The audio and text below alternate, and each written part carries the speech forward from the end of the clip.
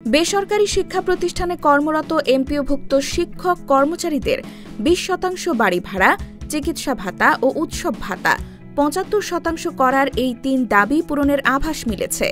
বিষয়টি নিয়ে সিদ্ধান্ত নিতে আজ মঙ্গলবার ফের সভায় বসবেন শিক্ষা ও অর্থ মন্ত্রণালয়ের কর্মকর্তারা। শিক্ষা মন্ত্রণালয়ের একটি সূত্র জানিয়েছে, মঙ্গলবার অর্থ মন্ত্রণালয়ের সম্মেলন কক্ষে সংশ্লিষ্টরা সভায় বসবেন। এতে বাড়ি ভাড়া ও চিকিৎসা ভাতা বৃদ্ধির ব্যাপারে চূড়ান্ত সিদ্ধান্ত আসতে পারে।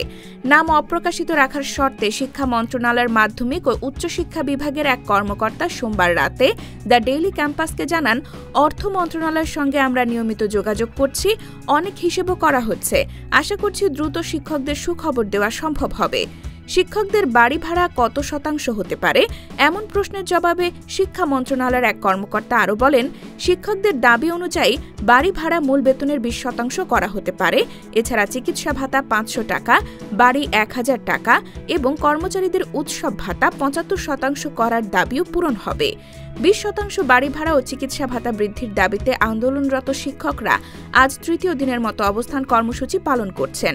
নতুন কর্মসূচি হিসেবে আজ মঙ্গলবার দুপুরে মার্চ টু সচিবালয় কর্মসূচি পালন করবেন তারা। একই সঙ্গে প্রজ্ঞাপন না হওয়া পর্যন্ত এই আন্দোলন চলবে বলে শিক্ষকরা জানিয়েছেন।